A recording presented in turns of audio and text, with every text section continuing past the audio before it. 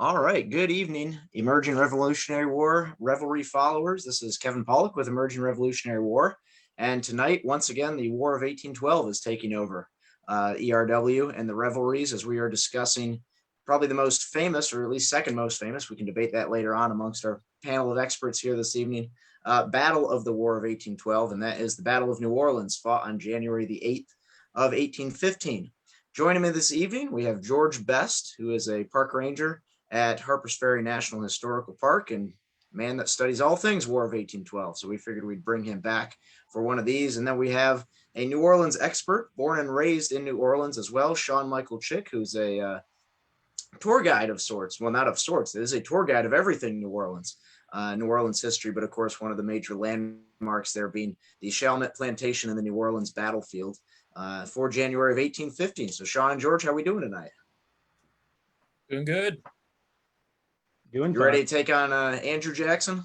I don't think any of us are that crazy. We're not going to be like the British Redcoats storming at him, I guess. We'll say only nice things about Jackson this evening. So I figured where we get started with tonight is just, big picture about New Orleans in the War of 1812, and really what is it about New Orleans that forces the British Army or makes the British Army focus on it, and why does the British Army decide that they want to try to take New Orleans at the end of the war? I think, despite the Battle of New Orleans being perhaps the most famous battle of the War of 1812, if you look at the list of battles that are fought in that war, most of them are in the northern United States, especially along the Canadian frontier. But why is New Orleans become such a focus for the British Army in 1814 and 1815? Oh, a variety of reasons for that. Of course, they discuss attacking New Orleans almost in the very beginning, but they're really too busy with Napoleon. The War of 1812 for them is an unfortunate sideshow at the beginning. But by 1814, of course, Napoleon has abdicated, and they now have soldiers. I believe they're going to dispatch something like 20,000 of Wellington's veterans to North America. And that's when plans to attack accelerate. Now, even before that, the British had landed forces in Florida, not many, but some Royal Marines. And you have an Admiral Cochrane is the one who decides that they're going to hit New Orleans. A lot of reasons for that is because New Orleans at this time is one of the biggest and busiest cities and ports in America. And it's also the one where they believe that they can detach it, they could possibly detach it away from America, because Louisiana had only just been purchased in a deal that the British and the Spanish considered illegal and invalid. So on the one hand, and mind you, the British did not make hard and fast plans about any of this sort of stuff, but there was talk of trying to return Louisiana to Spain. There was some talk of trying to keep Louisiana, but one thing's for sure, they thought that simply taking Louisiana would give them a better bargaining chip in the negotiations that are going on in 1814. And they knew that Louisiana was not as loyal to America because of its large Creole Cajun population. And so it seems like it's a vulnerable place to strike. And they're right in that sense. I mean, of course, you had the Burr conspiracy there. It was known that Louisiana it's your least Americanized of any state. It only just became a state in 1812. French is still the majority language being spoken. But that also is kind of an interesting thing about the British, is that they have this view that if they go to Louisiana, the Creoles may join them, or at least stay neutral, to which I'm like, so you think a bunch of people of French descent who, whenever Napoleon wins a battle, they actually have big parties and parades here, actually want to join you? One of my favorite Creoles at that time is Jean-Bernard Philippe Xavier de Marigny de Mandeville. Now, that's a hell of a name. I was like, could you say that again for everybody? Go ahead, man. That's impressive. We have that written down. Yeah. Oh, it's great. It's his grave in St. Louis Cemetery #1 doesn't even have his full name on there.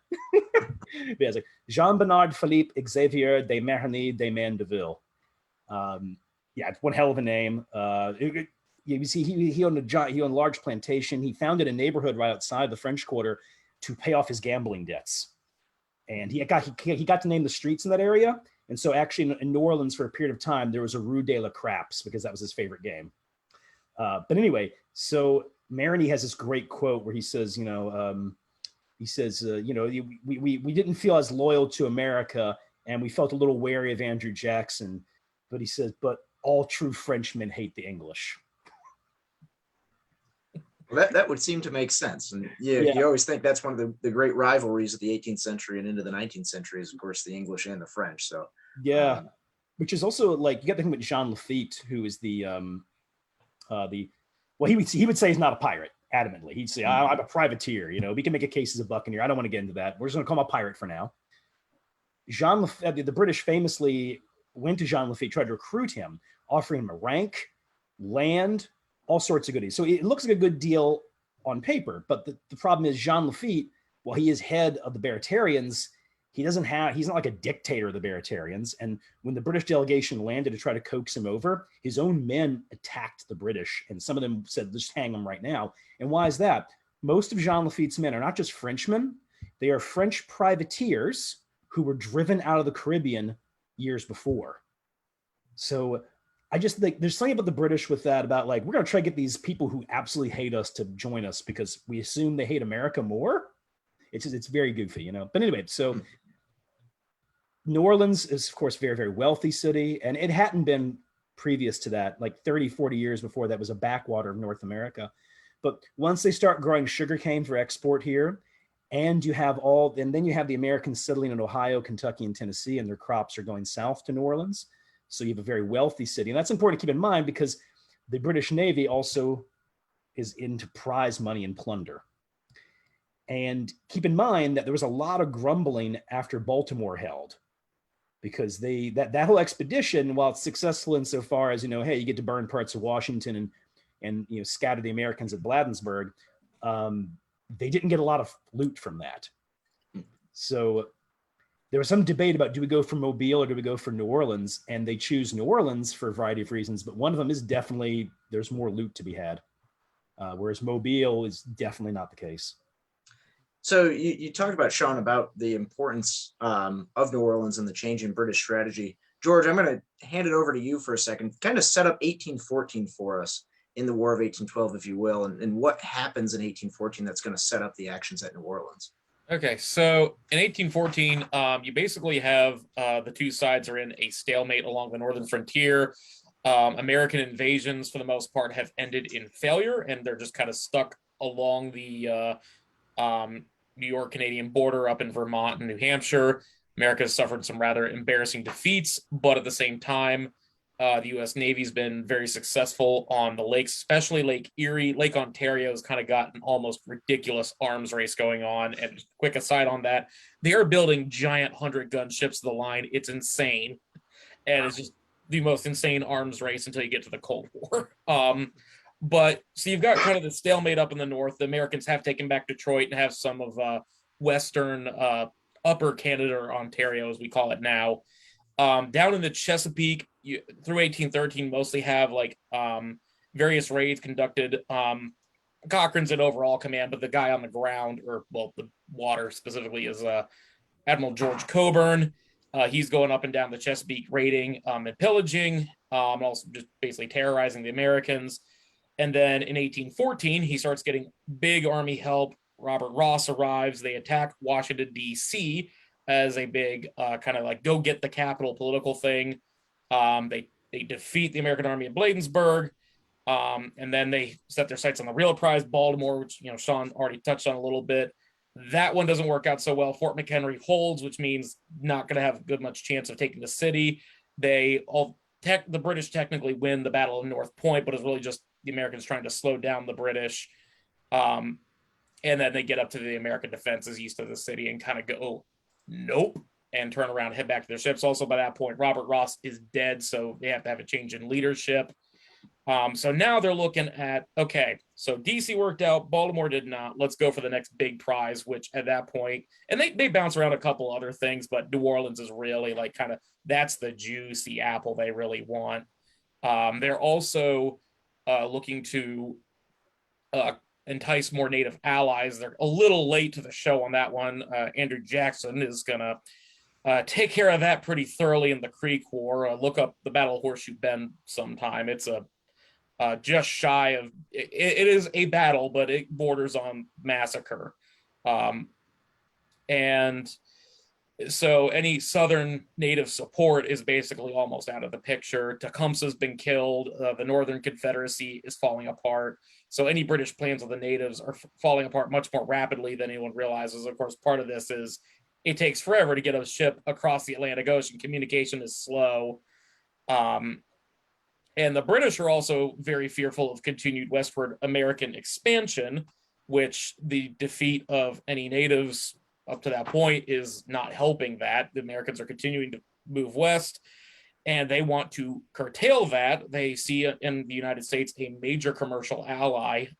Just 10 years earlier, the United States had been the largest merchant carrier in the Atlantic Ocean. Even though it was a brand new country, we had more merchant goods going back and forth in American-owned ships than any other country in the world. So if they can get a hold of New Orleans and somehow rip that away from the United States, get the Mississippi River, or at least a good chunk of it, away from the United States to them, that's also a big victory and allows them to maintain kind of a commercial upper hand. But, and again, Sean touched on this a little bit, there doesn't seem to be a very clear exactly like, how are we going to do this? What exactly are we going to do?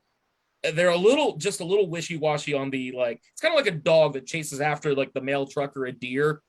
It gets up to the deer and the deer turns around and stares down at it. And the dog's like, oh shoot, I caught it. What do I do with it? So they kind of seem to be moving that direction a little bit. Some people have some ideas, but no one seems to have like are we going to govern it? Or are we just going to sack it and leave? Are we going to keep it, to give it to the Spanish? So let's talk about a little bit. I was going to get into this later on. George, I know you have opinions about this, but peace negotiations are going on while the Battle of New Orleans is being fought. So if you could set the scene a little bit as to what are the negotiations like at this point? Because Sean, you touched on it, that part of the reason the British want New Orleans is to use it as a bargaining chip in these negotiations. And we'll talk more about the timing of the Treaty of Ghent and the Battle of New Orleans later on. Like I said, George, I know you have strong feelings about that, with sort of one of the misconceptions of the Battle of New Orleans. But just kind of set the scene real quick for the peace negotiations, and then we'll really start getting into the campaign itself for New Orleans. Well, either one of you, whoever wants to take it. Oh, I mean, I guess a real quick version, I'll let Sean chime in. The British and American, well, basically, the Americans are running themselves broke. They want an honorable peace. They also want the British to stop their practices of impressment, honor the rights of neutral countries as they saw it, which, we've been navigating through the Napoleonic Wars up until June of 1812 when the war starts. The British are willing to go only but so far on that. And also then there's the give and take of different territorial things. The Americans have taken a little bit of modern Ontario. They have control of Lake Erie. Lake Ontario goes back and forth depending on who's launched their bigger ship more recently. There's a little bit of a stalemate in the north, but the British have sacked Washington. They were not successful at Baltimore. So both sides are kind of looking for the upper hand. The one big advantage the Americans really have going into this, even though their hand isn't all that great, is that the Americans have sent their A-team to do the negotiating of Albert Gallatin, John Quincy Adams, and Henry Clay. There are two other folks whose names their last names are Bayard and Russell. I forget their first names. I'm blanking on them. I'll say Thomas Bayard and Jonathan Russell, but I will not swear to those. That's one strike on you, George. Sorry. Whereas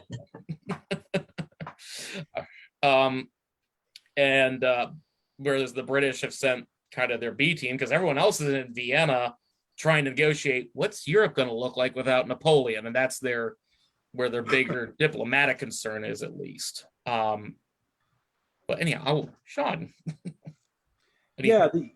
The Treaty of Ghent is the Treaty of Ghent's interesting. You mentioned them being the A team, and I remember when I was reading about the Treaty of Ghent, I was like, wow, these are some of the biggest names of the time. You said Bayard. Bayard was actually also at that era very influential senator. So, heavyweights of the time. They don't all get along, though. Of course, there's a lot of tension. I like this great story where I believe Henry Clay, towards the end of negotiations, starts kind of throwing a fit because he's realizing that his entire project for the War of 1812 has failed. And Gallatin, who was very much the kind of keeping the peace to everybody, essentially essentially has an outburst with Clay. It tells him, you need to shut up right now and sign this and stop being a baby, I guess, But anyway, so the British do send their B team, which shows you where their priorities are.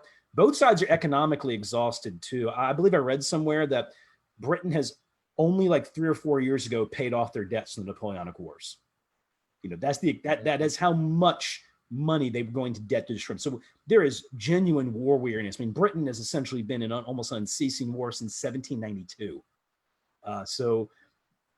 But the British there's a mix of things too, because of course a lot of British they want a treaty that's going to somehow limit America. They do want some concessions.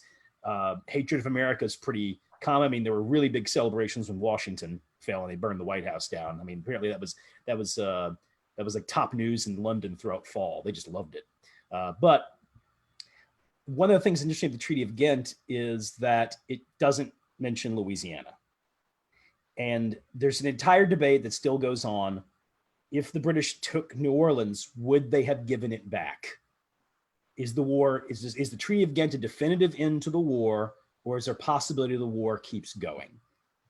And I have not gone firmly one way or the other, but the one thing that does seem clear to me, the British are trying to keep their options open. And even after they signed the Treaty of Ghent, they still, like 2 weeks later, dispatch several regiments to the Gulf.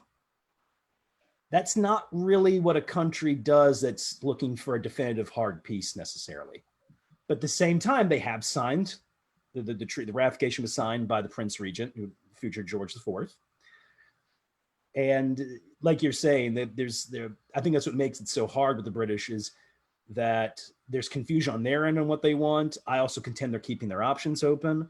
And it also, from what I've read, appears that some of the documents that could shed more light on this are just gone. But I add one thing. One of the big things that was really making the British want to close this war is Arthur Wellesley, Duke of Wellington, is telling them, and he actually gave some advice on how to attack New Orleans, but he's telling them straight up, you should end this war. There's not really a way to get much more of an advantage here. And the last thing to note is they're afraid, as events will prove rightfully so, that the new French government, the restored Bourbons, don't have a firm grip on things. And they don't. France is having economic problems at the time. There's a spike in crime and vagrancy. There are Napoleonic veterans who are angry running around the countryside. And the British are also, as 1814 goes on, they're getting more and more reports that the Bourbons who have been put back in charge don't have a firm grip on things. And a lot of them had a lot of doubts about Louis XVIII. Wellington had a great insult about him. He said Louis XVIII had thighs the size of a woman's waist. Yeah. So there's this view in Britain. They're like, not only we restored a king who we're not even sure can actually rule effectively. So people like Wellington is also telling the government, hey, in this war with America, things could still go wrong in France, as they will in 1815. And the interesting thing about that, the news that they had lost New Orleans and that Pakenham had died and that Napoleon had escaped arrived around the same week. Very gloomy atmosphere in London that week. And in large part also because Pakenham was very, very popular and was seen as one of the bright lights of the British Army. So they saw it as one of their very best, almost an heir to Wellington is dead. It's a gloomy time there. So I think that's a good jumping off point of bringing in Pakenham, the British Army. I think a lot of folks, and in American memory, which there's a lot of American memory about the Battle of New Orleans itself, it just seems that, well, the Battle of New Orleans happens on January 8th, 1815, and it's a one-day event, and that's it. But as you two are both well aware, there's a lot more going on around New Orleans, and it's not just one battle that takes place on January 8th, but there are several other conflicts that will occur in the lead up to that battle on the 8th. So let's go ahead and bring up the British Army into the Gulf Coast as they begin advancing to New Orleans in late 1814, and talk about a little bit too the American preparations for a British assault against the city. Well, they start sending in, Sean already mentioned this, a lot of fresh regiments down to the Gulf. They're joined by the regiments who had marched on DC and Baltimore. Now, there's, of course, some of them had been in like Spain and France with Wellington. They're veterans of many battles. However, there's this I guess we'll call it a little bit of an American myth. They're all Wellington's veterans. Not all of them. There are a fair number of regiments coming in who have been on garrison duty in like Ireland or parts of the Caribbean. Not all of them are the most disciplined bunch. Some of the officers showing up are like, yeah, I don't want these guys in the front line. Some of them just kind of a reputation of like, yeah, they're fierce in a battle, but if they're not fighting, they're kind of like, what? Just partiers. They're fierce in camp, which isn't good. Yes, they're fierce in camp too. I think like the 21st, the Royal North British Fusiliers are known for their fearsome reputation in battle, but they also had a little bit of a reputation for being a little rowdy outside of the battle. Not like mutinous, but some of the regiments didn't have like the best morale or anything like that. But there were definitely some coming in who had seen a lot of fighting. They knew what they were about, but it's not the whole army. You have Edward Pakenham, who is taking overall command, replacing Ross as he's also Wellington's brother-in-law. So Wellington's getting his own family in the mix. And they're shipping out, they get over, at one point, they get up to over 10,000 soldiers in and around Louisiana. They do make a half-hearted attempt to take Mobile with the idea of being they could go in there and then just march west toward New Orleans, which would be an easier route. They get up there, it's they can't get their ships in. Sorry, I'm starting to hear my own echo. You're good. Keep going. And there we go. They don't take over the fort, Boyard protecting Mobile, and then they just go up into New Orleans, and we get a whole series of fights. I'll just Lake Bourne, as I understand it. Sean, is that how you pronounce it? Yes, Lake Bourne. It's a lagoon of the Gulf of Mexico. Very, very shallow. That whole battle's one of the Royal Navy's finest hours of the air, I'd say. They get in these boats and they're doing what's called a cutting away operation. And normally with that, you would row your boats in to try to take a ship, and you do it at night.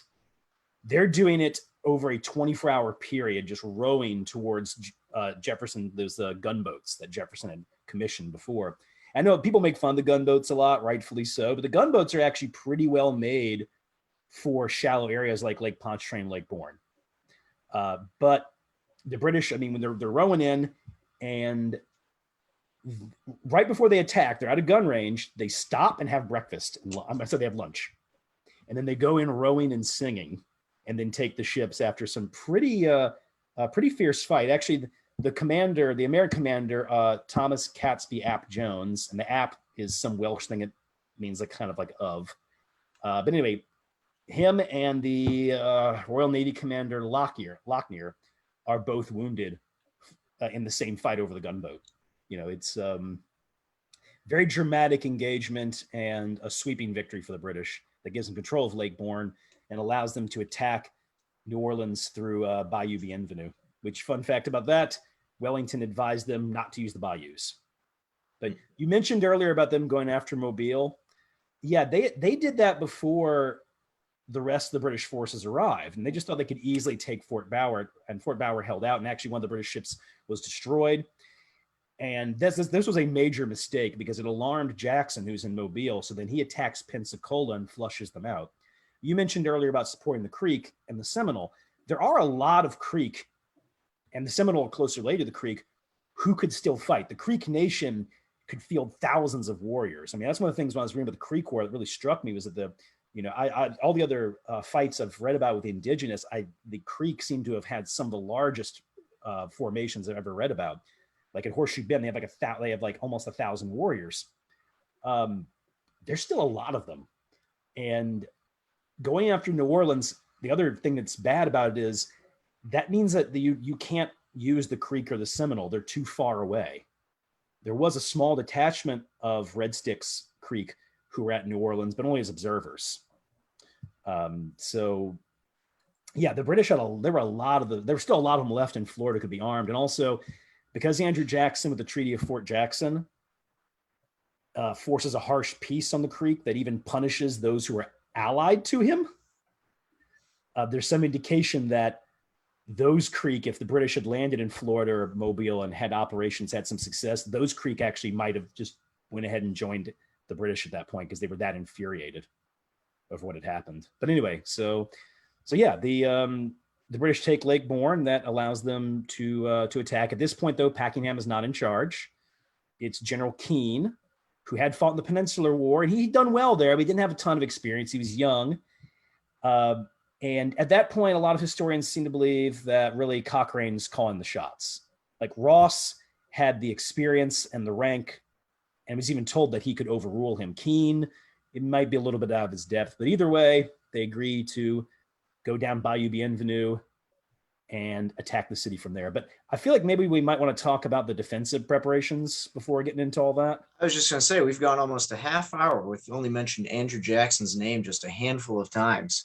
So yeah, let's bring Jackson into the city. I know Jackson's relationship, Sean, you could speak more to what Jackson's relationship is, or at least the memory of Jackson in New Orleans is today. But of course, I think something that goes under the radar a lot is Jackson has a very rocky relationship with the people of New Orleans when he first comes to the city in late 1814. It's if I was to go into the politics of Louisiana at this point, we could talk for a few hours. New Orleans, I mean, give us the 2 minute. I'll give you the 2 minute. Yeah. Understand that New Orleans is a political snake pit at this point. You have numerous factions that do not like each other. You have the governor, of course, is William C.C. Claiborne. He is, it's very weird. He has enough supporters amongst the Creoles and Americans to make him a man of influence and eventually become a senator. But he has a lot of opponents, and one of them is Edward Livingston. Edward Livingston was considered one of the most brilliant lawyers of his time. He's also considered one of the biggest scumbags of his time. John Randolph of Roanoke said that he was it's like brilliant and corrupt. He says he was like mackerel. He stunk and he shone in moonlight. So when Jackson gets down there, now Jackson knew Claiborne and Livingston from back in his days in Congress and had a good relationship with both. And him and Claiborne had been actively exchanging letters. But when Jackson gets there, he decides to hang out with Livingston. And at the same time, the guy I mentioned earlier, Bernard de Marigny, had a sumptuous dinner laid out for Jackson, and Jackson doesn't arrive. So at that point, Jackson's already said he's going to side with Livingston, and understand Livingston doesn't like Claiborne and doesn't like Marigny. So you have three factions that do not like each other and are in contention. Jackson does try to put people on his staff and in high positions from each of the different factions, but most of his people are Livingston's people. And so Jackson, in a way, he does show a political skill insofar as he's able to keep the factions together, and they are able to actually raise thousands of soldiers for the Louisiana militia, for instance. But the political tension is heavy there, particularly in regards to Claiborne. And Jackson even sends Claiborne threatening messages at certain points too. So anyway, so yeah, political snake pit. Andrew Jackson, though, is ultimately in the eve of battle is able to keep the peace and keep things together. He's going to get into more trouble afterwards when he keeps martial law constantly going, and then they drag him in court.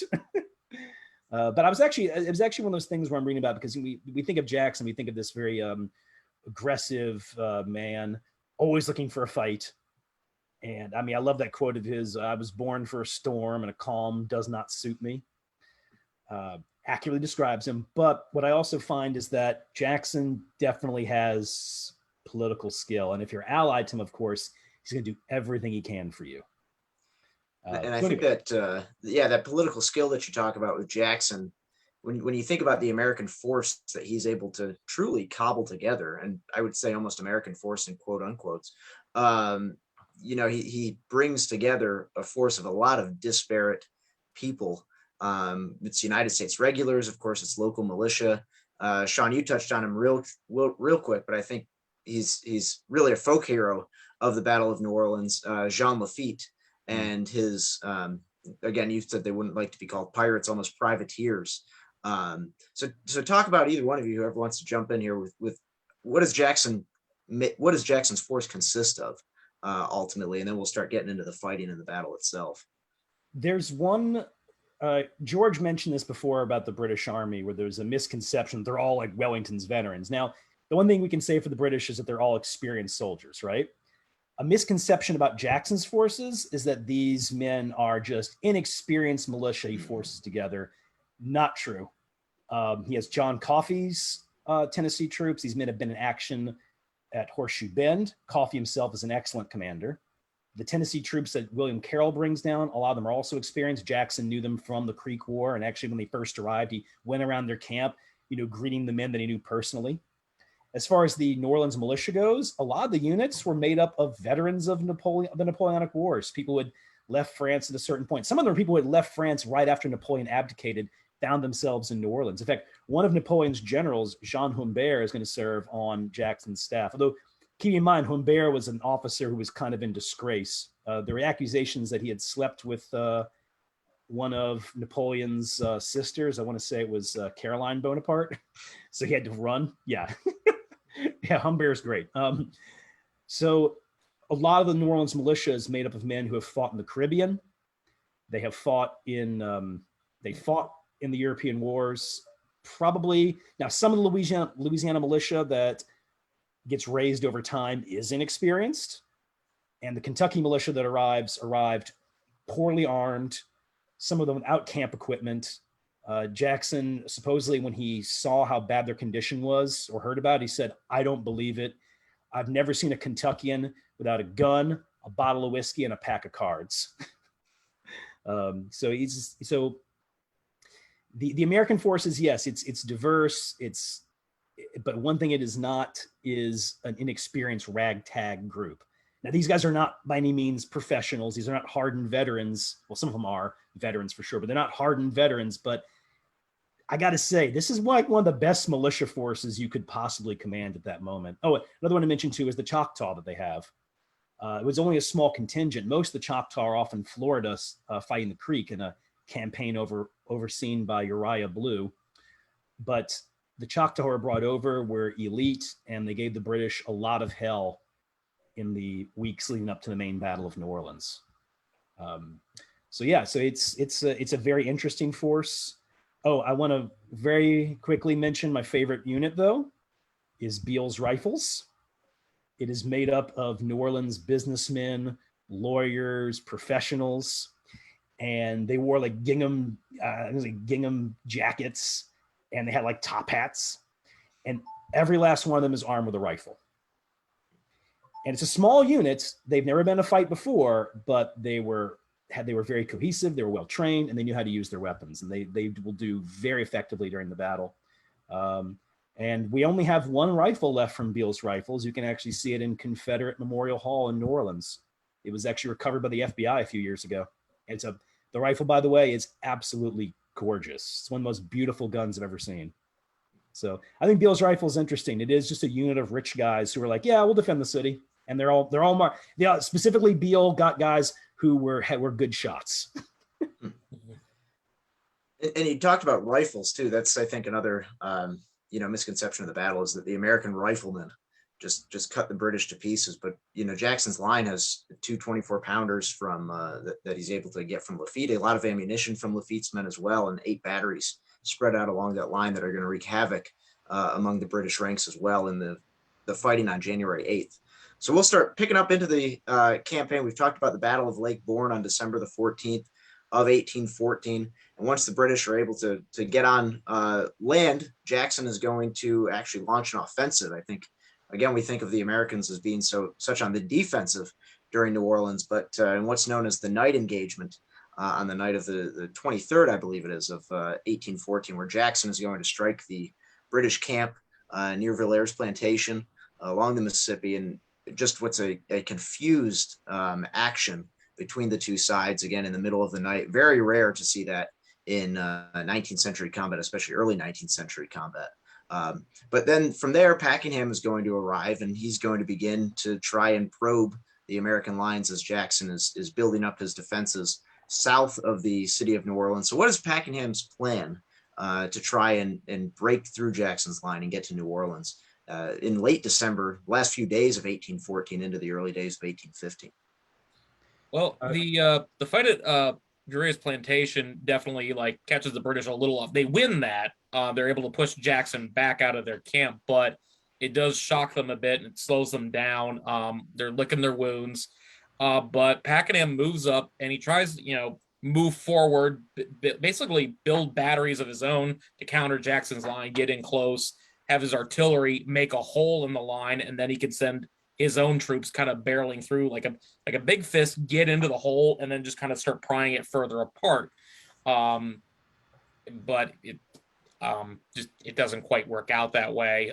So you start planning out something else, which will get us eventually to January 8th. But he's constantly trying to like get his guns up, try to blast holes in Jackson's line. He's not terribly actually he's not successful at all. They're dealing with large amounts of mud. The weather's not terribly kind to them. It's actually a fairly unusually cold winter for New Orleans. A lot of the British soldiers are suffering. And another big problem Pakenham has is his logistics are not keeping up with artillery ammunition. His men do not have, or the artillery just does not have a whole lot of rounds to lob at the Americans. So when they fire at them and their shot doesn't do a whole lot, they've wasted a lot of ammunition. And then they also have to deal with the threat of there is still an American naval presence on the Mississippi River in the form of the it's the Louisiana is one. Yes, yeah. Thank you. The Louisiana. So now the British do turn their own guns against it. They set up a little hot shot furnace to blast at that. So there's a little bit of back and forth going there, but Pakenham's plan to just blow a hole in the wall and then go charging in, which you've seen that you see this in other battles during the Napoleonic Wars. I'm sure Pakenham was witness to some of these under Wellington. It just doesn't work out for him. At least that initial part. And then we'll get to the ultimate demise. Yeah, there's this thing where the British are, Pakenham is treating it as a siege essentially and using siege tactics. And as you mentioned, the mud, kind of just those cannonballs just sink right in there. The winter you mentioned as well. Yes, rather cold, but should be noted, and this surprises people when they come to New Orleans. In winter, it gets into the 20s here. And because it's so humid, New Orleans winters actually have a sharpness to them. I've lived up north where it snows a lot, and I can definitely tell you that 50 degrees in Western Pennsylvania feels much better than 50 degrees here because of how damp it is here. So for instance, the West India regiments, these are soldiers raised in the Caribbean. They did not provide them enough camp equipment. Hundreds of them died from the chill, even before the night battle, which I call the Battle of Lacoste Plantation, because that's where most of the fighting took place. The British are, they're not prepared for how bad the winter is. They have logistical problems. That's a good thing to mention too. The whole operation where they went through Bayou Bienvenue, landed at Villery's Plantation and marched on, it's brilliantly executed and done, right? And there's a whole other controversies about that too, because the canal wasn't properly obstructed. But anyway, the thing about it is the reason Wellington kept telling them not to take that kind of route is because you have to go down the bayou, land, and then march over. That takes a lot of time. You have a long logistical chain. And Jackson just has more men. They actually really wanted to go through Lake Pontchartrain to the north of New Orleans, which is not the best route either, but might have been better for them. But they didn't do it because Cochrane did not get enough boats. He was not able to. The Royal Navy didn't send enough. There was confusion. So the British also couldn't bring every man they had to bear right away. So yeah, Pakenham tries to blast a hole through the wall. It completely fails. And then General Lambert arrives with two of the most elite regiments in the British Army, the 7th and 43rd Foot. And that's when they have the plan that they're going to develop, which will become the attack of the 8th of January. That plan is very complicated. Essentially, they're going to widen a canal at the Villery Plantation and then use boats to cross over the Mississippi River, seize the west bank of the river, and that way those cannons will not only will they not be able to fire on your own men, but then you can enfilade Jackson's line. And of course, for the actual attack itself, the plan is for several prongs. Some of the companies will attack along the river. led by Robert Rennie, who had done very, very well in the days leading up to that. Even Anglophobic Andrew Jackson was impressed with him, his bravery. At the same time, you'll have one group go through the swamp. That's something to keep in mind, too.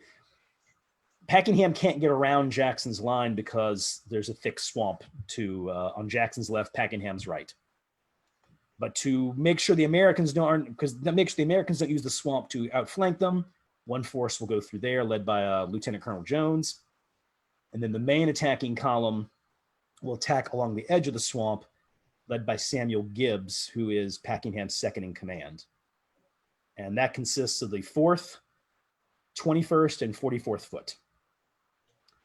And then in the rear will be Lambert and Reserve and the 93rd Highlanders, who can go any way that they want. 93rd Highlanders, by the way, are very interesting because they were a very well-drilled unit, very proud, but that unit had not seen a major fight since 1806 in South Africa. So it's actually, even though everybody talks very highly of them, as they should, they were very well-drilled, they are the most inexperienced unit in the Army.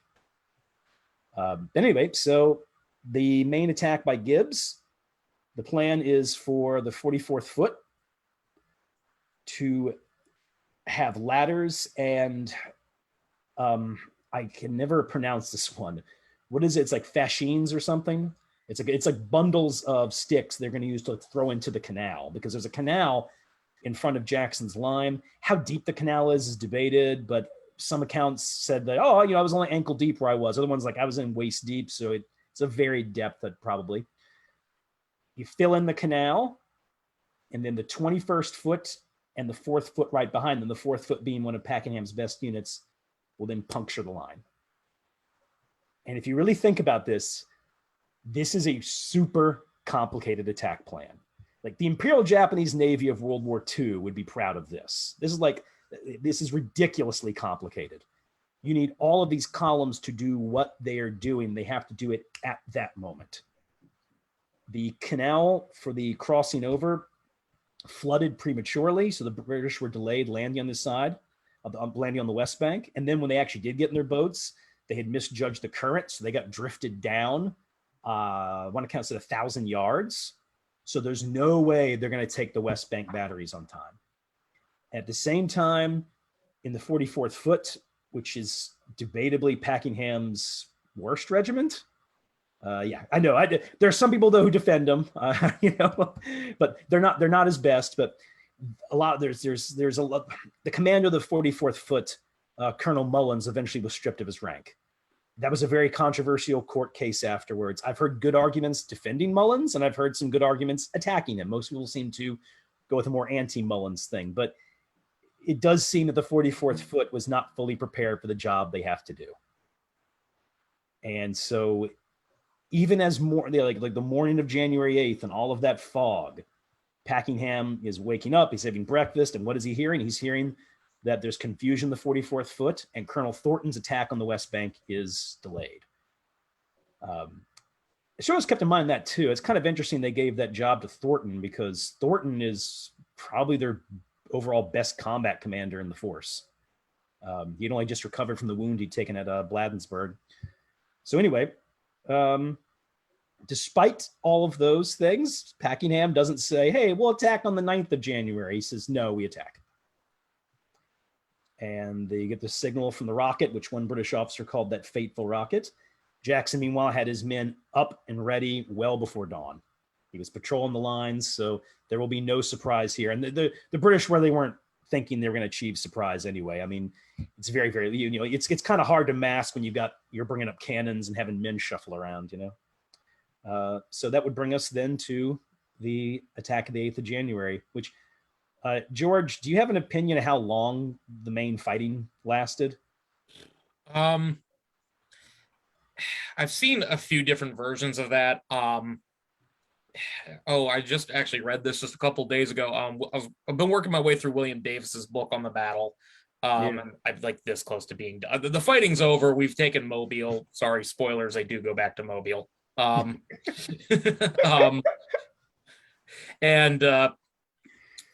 he did mention this. This was like 2 days ago, and I don't remember what he said. So I will defer to you on that one as the New Orleans native. it's so debated. Mm-hmm. But I'll actually describe the battle to people when I take them out to the field. I haven't done a ton of tours there, but I've done 2 in the last 2 months. And I'm like, so how long do you think it lasted? And I get all sorts of answers. The most common one you get to hear is 30 minutes. And that's got to be one hell of a 30 minutes. So we have our 3 attacking columns for the British. You have Rennie's attack along the river is successful. That actually is an area where there is some cover the British can use. Rennie overruns an advanced redoubt. Apparently he yelled something like the day is ours and then was shot down the ramparts by one of Beale's rifles. The men who are now in the redoubt are pinned and they are slaughtered. Jackson, by the way, that's where he was for most of the battle, was right near the redoubt. Now, the 93rd Highlanders were ordered to either support Rennie or support Gibbs. And Keane is in command of that group there. Packenham that morning told Keane, forget Rennie, support Gibbs. This is a fatal mistake because, of course, Rennie, if the 93rd Highlanders come in behind Rennie, maybe they do actually break the line. I'm not saying that they do. I'm saying that was the one moment where maybe it happens. The problem is now the 93rd Highlanders, the way you got to think of it is the position they're in, they now have to march diagonal across an open field, being raked by artillery. And something to keep in mind, too, Jackson didn't just had a lot of cannons. He also had a lot of heavy cannons. There's a 32-pounder there. And we mentioned the pirates earlier, the Baratarians. There's not a ton of them at the Battle of New Orleans, but they're manning 2 of the heaviest cannons. And the Baratarians who are there, once again, are combat-hardened veterans, men who had manned artillery on the high seas and had fought in the Caribbean. So while there weren't a lot of Baratarians at the battle, they definitely seem to have chosen their best war fighters. So these heavy cannons are blasting the 93rd Highlanders to pieces. The 44th Foot is not able to attack on time, and then some of them start returning fire while they're behind the fortified line. So the attack is starting to collapse. The men are coalescing around each other. We'd mentioned the thing about rifles earlier. The rifles, I think, are either over or understated, depending on the book you read. I think they definitely were allowing them to pick off officers. And there is some evidence that, the rifles are shooting are firing after the artillery, of course. And some of the British are being like, wait, I just saw a guy fall next to me. They're not used to that because they had rifles too, but theirs didn't have as much range. But of course, it's when you get really close and you get those, you get the musket fire from the smoothbores, and you get that canister fire that just starts gashing and blowing them to pieces. Now, the Americans in many ways are impressed with the British. They say you'd blow a hole down, then they'd come right back in. But the attack is a confusing mess. Now, Packenham, before he'd left Britain, he had talked to, I believe it was Napier, and Napier said, take care, essentially said, take care, Edward. And he said, I will, but if there is a moment of crisis, I will go to the front. And that's exactly what he does. So Packenham rides to the front. The rest is around the same time the 93rd Highlanders are coming up, and then this is where things really fall apart. Gibbs is mortally wounded. He's going to die a horrible, painful death from this. He gets a gut wound, and he'll die. He'll die screaming over the next day. The 93rd Highlanders commander, who right before the battle was like, I'm going to die, he gets killed right after giving a halt order, because when he gets up there, he sees the chaos, and he sees that this is what the Highlanders said. We saw how chaotic it was. We saw that the ladders and the fascines weren't there. We gave him a halt order. Their commander dies. The second in command gets wounded. The 93rd Highlanders stand still, and for a few minutes, just blasted to pieces. This is the regiment that suffers by percentage the worst casualties of the battle. And then eventually they start falling back. Now, some men of the 4th and 21st Foot do get over the line. One of them, I think, is Major Weatherford. I might be missaying his name, but apparently he got over the line and was killed. And actually, the Americans were very much like, oh, a heroic man like you shouldn't die. There was one captain or lieutenant who got over, and he says as an account that he actually saw some of the Kentuckians start to run. And he said, we have you. And then they looked around. He looked around. There's nobody next to him. The Kentuckians look, and they're like, well, there's nobody around you. So they just shoot him and wound him and capture him. Packenham himself is hit several times. His last words are "tell general," and then that's it. And then he just Yeah, his mouth's too full of blood at that point. He's brought back to what was the De Laron plantation. By the way, the only plantation in that area where we still have some ruins of it, and you actually still have the original oak trees that lined it. So definitely worth visiting that. And there he's brought to the De Laron plantation, and that is where he dies. Meanwhile, the attack in the swamp also failed. Lieutenant Colonel Jones was killed very quickly in that attack. And you may notice a trend here. I don't really know of any other battle in the age of horse and musket where so many officers in command of attacking columns are dead or wounded. I mean, somebody might mention like, oh, the Battle of Franklin. Oh, yeah, that's horrible. But I don't know anything else like this. And this the high command is decapitated in a few minutes. All that's left is Lambert, who's not a bad general, but nobody ever accused him of being a military genius either. He's the kind of guy who can give him a brigade, give him an order, but this is not some great independent commander. He's a prudent man, but it's not like he's going to rescue the situation. One thing that is fortunate for the British, though, is the 7th and 43rd Foot, that reserve that's with Lambert, which some people criticize Packingham for not putting them in the initial attack because they were his best regiments overall, but they stand firm, even as those men are streaming by. Two other things to say about that before maybe getting to the West Bank, but there's one Kentuckian who talks about the field being a sea of blood, not just because of the blood, but because of all the red uniforms sprinkled just in clumps in places, especially in the canal. A lot of British, of course, have been wounded or pretended to be wounded. And Jackson has a great line where he says, I never had an idea what the resurrection was like until I saw hundreds of British guys get up, who'd been plain dead and running away as the day goes on. So absolutely horrific. Roughly 2,000 casualties in about 30 minutes. Yeah, and that's the staggering part is the 2,000 casualties, and the American casualties are almost lack thereof. So some accounts say about 70 or so American casualties total, and most of those on the West Bank, not even in Jackson's main line of defense. Oh, no, not exactly. 71 Jackson's force. That doesn't count West Bank. They actually suffer more losses in the West Bank. 71, but apparently during the 30 minutes we're talking about, 13. Oh, that's okay.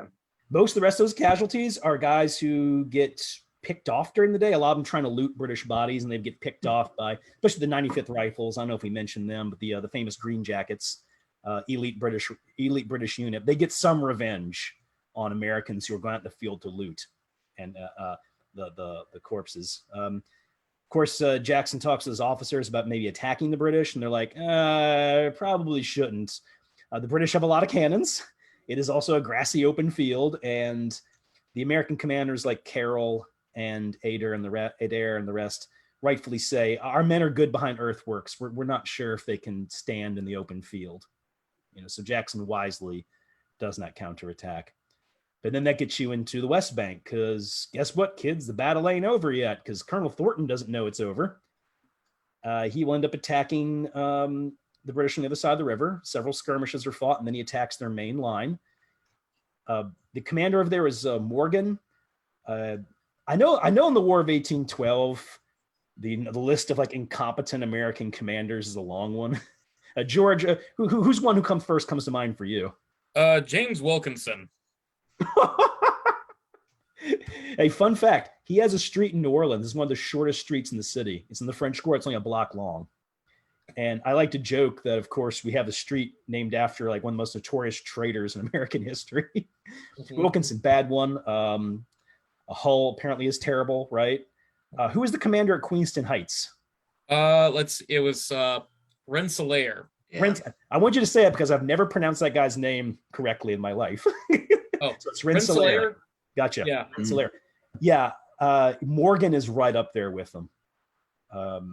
All accounts indicate that he wasn't very good. He was brave, though. That's the one thing that's actually going to save him from, full embarrassment of this, is that he was brave. He was under fire. He rallied his men.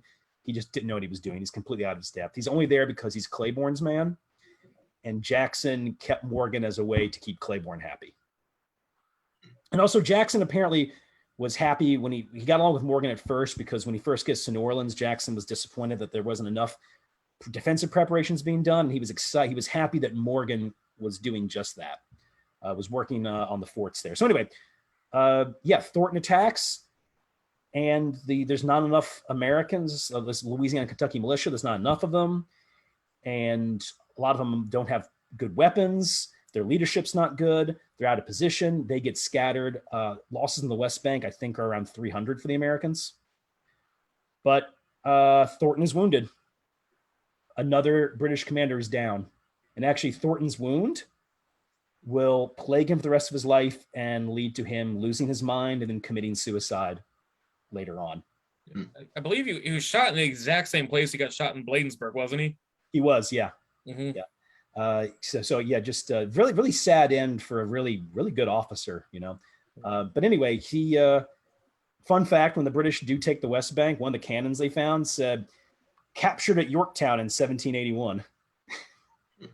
And they specifically made sure when they had to abandon the West Bank, they disposed of that cannon, because they didn't want them to get that one back, no matter what, The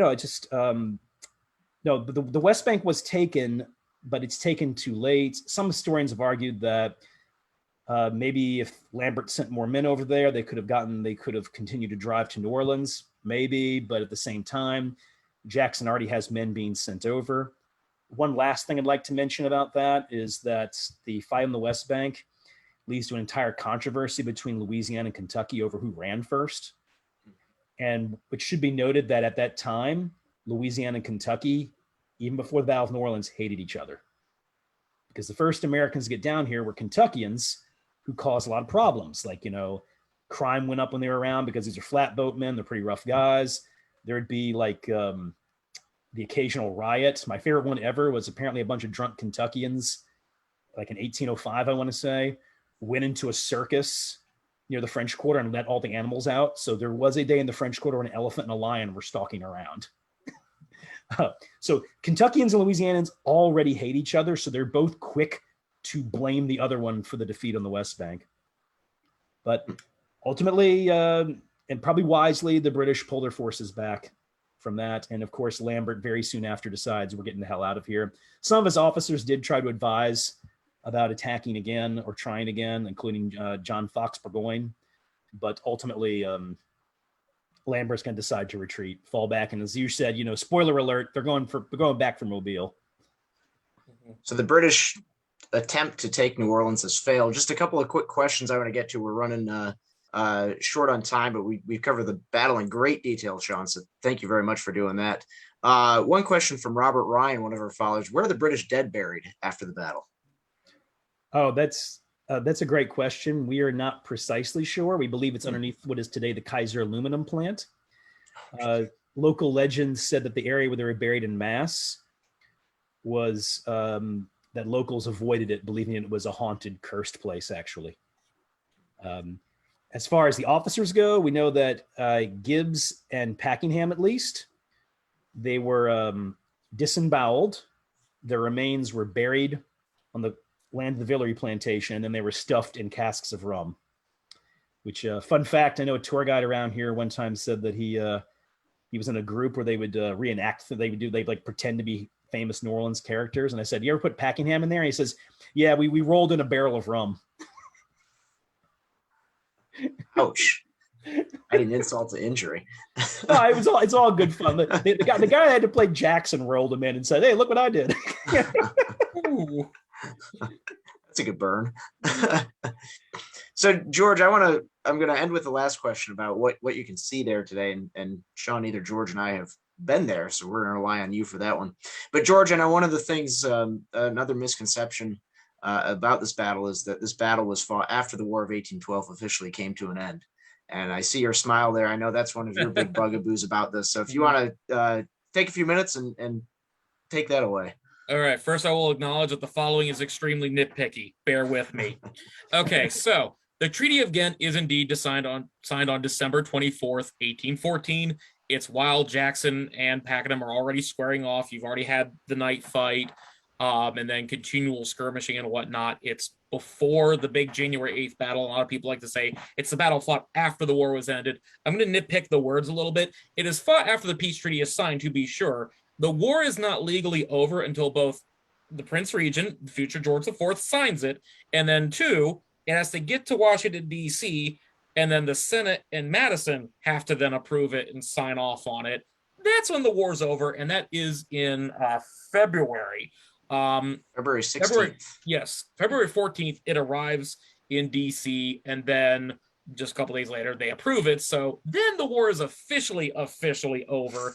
And there is actually a clause in the treaty that states, and I have no definitive proof of this, but it goes back to what a couple of things Sean and I mentioned earlier, with the British trying to keep their options open.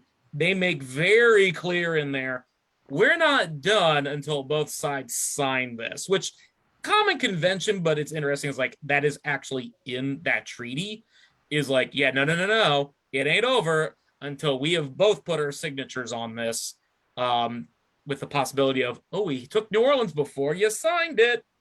Maybe we keep it. So yes, that's my big nitpick.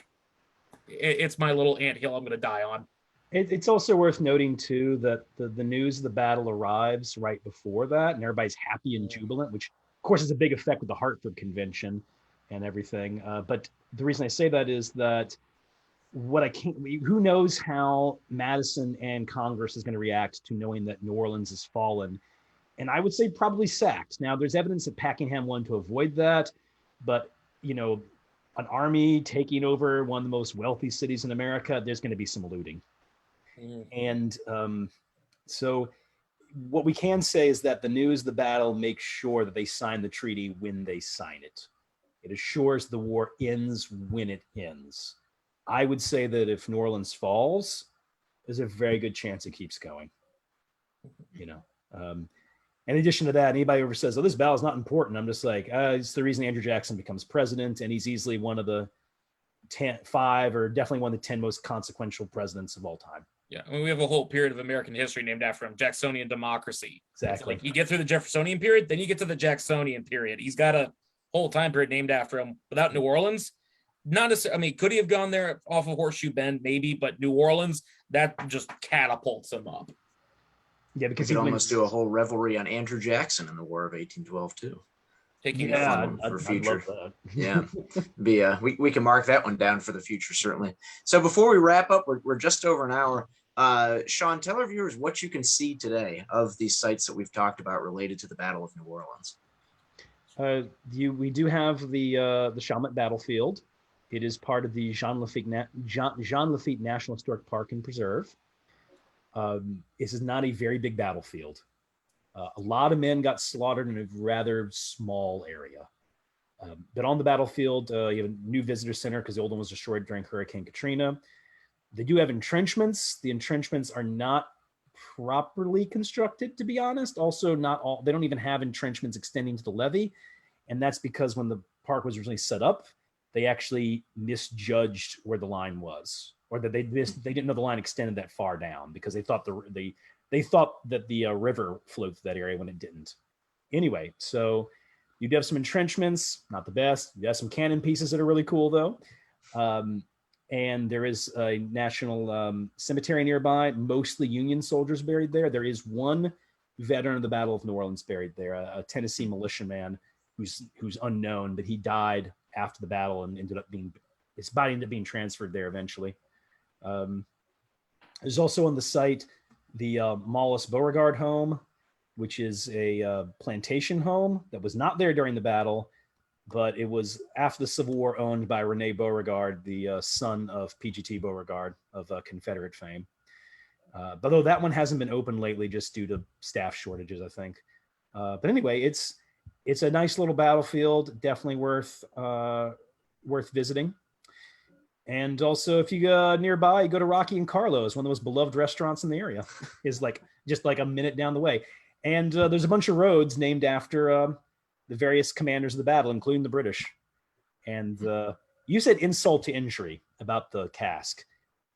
We have a dark sense of humor in New Orleans. All right, I'll tell you what's insult. I like it. I think it's great. I'll tell you what the insult for Pakenham is. There's several things named after him in the area. You got like 2 roads, a mini mall. Here's the bad one: a trailer park. There is an Edward Packingham trailer park in Chalmette. Oh my! That's where the insult comes in. Well, we'll have to put that as part of the tour to visit when George and I make it down to visit you in New Orleans. But George and Sean, this has been great. I really appreciate it. And just for all of our listeners, thank you for tuning in. Wanted to let you know as well that Sean is working on a manuscript for the Emerging Revolutionary War series about the Battle of New Orleans. Release date is still to be determined, but stay tuned for that. And also stay tuned for more of our revelries. We'll have one coming up 2 weeks from tonight on Sunday, May 29th. It is a evening with John Adams of Liberty Cigars. So once again, be at 7 p.m. Eastern time on May 29th. So stay tuned for that. And I guess we'll have to start planning our Andrew Jackson and the War of 1812 revelry as well for another evening. But George and Sean, thank you very much for participating and joining in with us. And everybody, we'll see you in a couple of weeks.